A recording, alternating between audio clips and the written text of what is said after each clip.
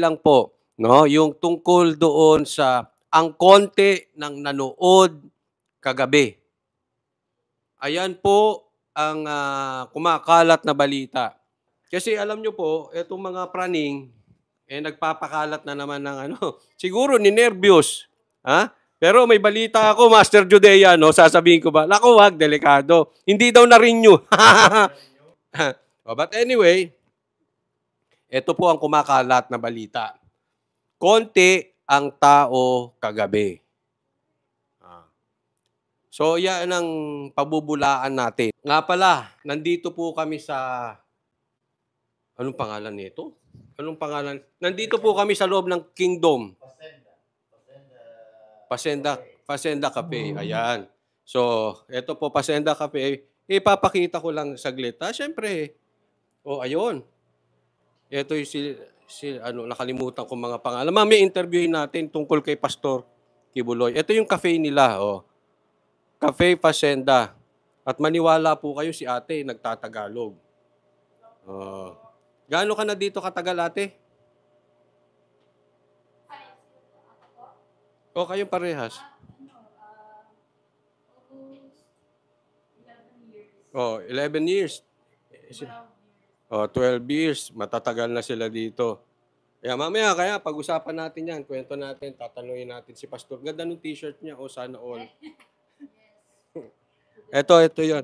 Dito yung King's Chow. Diyan kami yung kila Tatay Digong. Ayan. Yan yung school. So, dito kami sa Cafe Pasenda. Cafe Pasenda. Ayan na. So, ano lang tayo, nag-intro lang. Maganda rito, masarap dito. Lahat po, meron na dito sa Kingdom eh. Ayan, balik tayo sa aking kinauupo ang kape. Pag-usapan natin yung fake news. Meron ako ipapakita sa inyo. Konti raw ang tao. Okay, eto, tingnan nyo ha.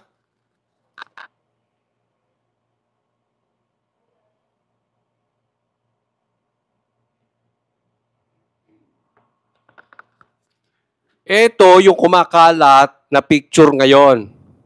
Ang konti ng tao. Master Judea. Konti ng tao, ganito.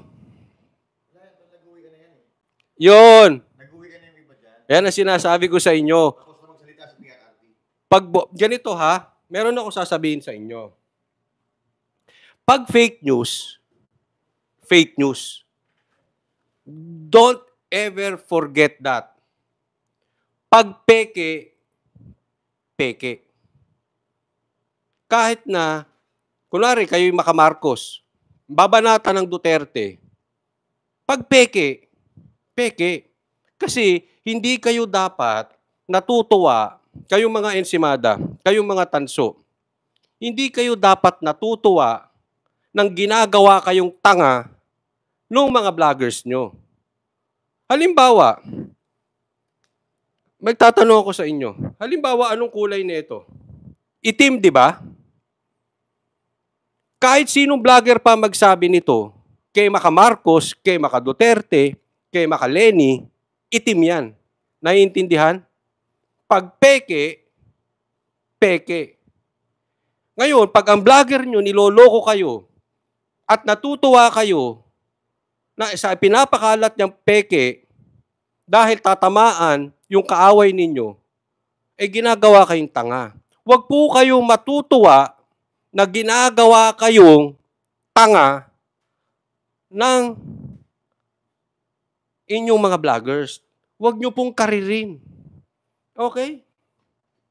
Ito ang kumakalat na picture. Yan yung sinasabi natin, fake news yan. Regardless kung kanino kang vlogger. Fake news yan, nag-uwian na yan. Alam nyo kung ba't hindi ako maniniwala dyan?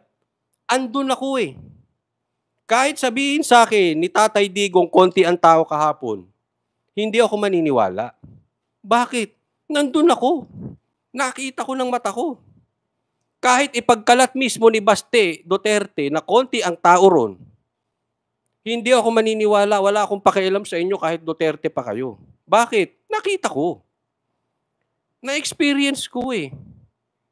Eh, itong mga vloggers na ito, bobo. Wala sila doon. Magdi-decide sila basta-basta na konti ang tao.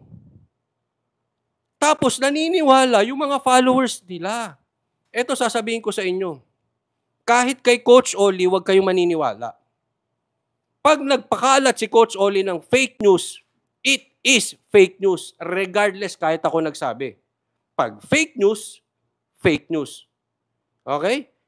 So this is fake news. Ando doon kami, hindi ganyan ang itsura. Gusto nyo makita anong itsura? Eto itsura. Now tell me, konti? Eto, yung nagsasalita si Tatay Digong. Si Tatay Digong yung nakatalikod. Now tell me, konti? Doon tayo sa totoo. Eto, kahit sabihin ninyo na peke, hindi, nakita namin ito. Ando doon kami. Sino yung nagkakalat? Nandoon ba sila? Nakita ba nila? Ito, tinan nyo, ha? Ito yung pinapakita nila. Saan ka nakakita na nagrarally watak-watak? Walang nagrarally ng watak-watak. Wala. Bakit? Konti ang tao niyan. Nag-uuwian na eh. Kasi after the speech of Tatay Digong, naka-video na lang po si Kuya Gov. Hindi niya pwede kasing iwan yung City Hall kasi kukuhanin yun. So, nag-video na lang siya. So, nauna si Tatay Digong. Normally, syempre, pagtapos ni Tatay Digong, mag-uuwian na. Uulitin ko ha. Uulitin ko sa inyo. Hindi po tayo bias. Kahit ako, huwag kayo basta maniniwala. Okay? Pag fake news ang binitawan ko sa inyo, fake news yun. Di ba? Tatandaan nyo yan. Hindi ko po kayo tinuturuan na magbibitaw tayo ng fake news. Kahit halimbawa, bibitaw ka ng fake news dahil tatamaan si Marcos, papaniwalaan nyo. Hindi, wag. Kahit ako yun, huwag kayo maniniwala. Ang problema sa mga tanso na ito, niloloko na sila ng vloggers. Tuwan-tuwa pa sila. Tuwan-tuwa pa. Tingnan mo, yung ba yan?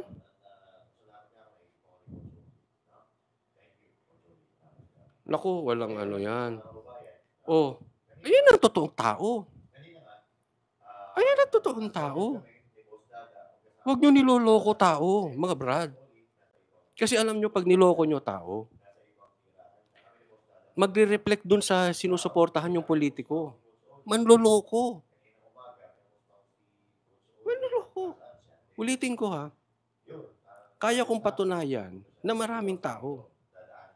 Kahit nga sabi ko, kahit si Pastor Kibuloy ang magsabi, kahit si Tatay Digong ang magsabi, konti ang tao kagabi. Hindi ako maniniwala. Nakita ko eh. Dalawang mata ko nakita ko. Andun ako eh. Kasi paniniwalaan nyo yung mga lintik na yan na nandoon sa sarili nilang studio magbabalita ng fake news. Hindi naman nila na-experience. Wala sila dun eh. Wag ganun. Relax lang daw ako. Hindi, relax ako. Ganito lang ako talaga. Wag po natin. Wag nating kukonsintihin ang fake news. Mga brad, kayo mga be responsible naman sa mga vloggers. All I'm asking is be responsible. Pag tunay ang balita, wag niyong pakuntiin. Isasara ko channel ko. Kung ganito talaga kakunti ang tao. Hindi. Walang loko-loko maniniwala. Lahat na nandoon nakita, ito ang totoo. Ito totoo. Yun yung pick. Yan yung andyan si Tatay Digong.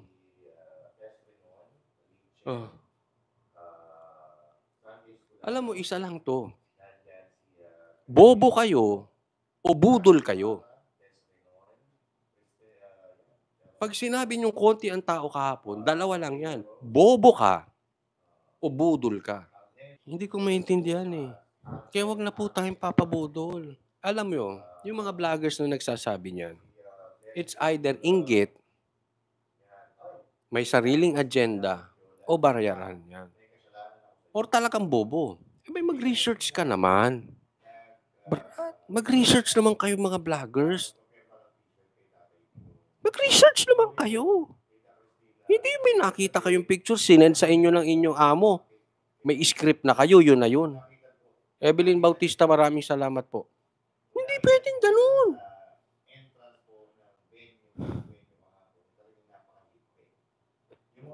Ito naman mga viewers nila, kabobo rin.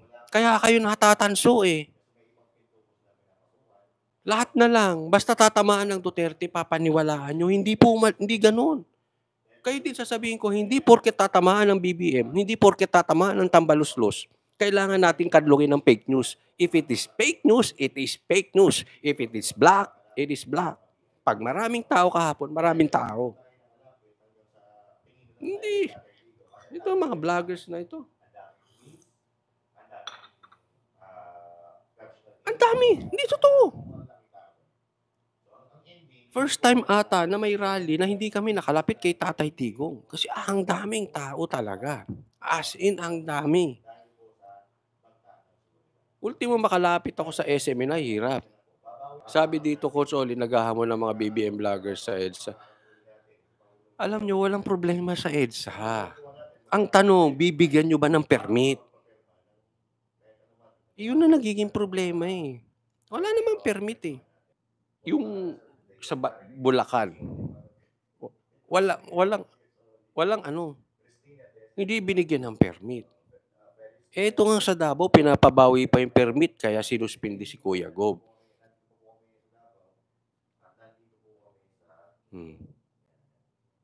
Diba? Sige, mag-i-EDSA kami. Bakit?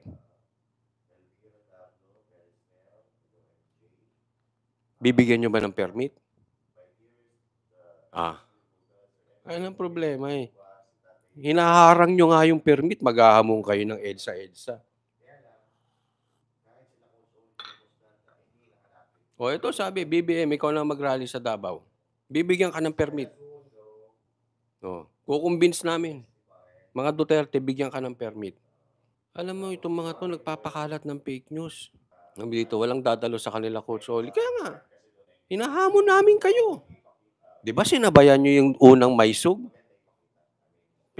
Sinabayan nyo. May bagoong rally kayo. O ngayon, sabay kayo. Magkakaroon ulit ng rally. Sabayan nyo ng bagoong rally. O ewan ko kung sino mag-aano.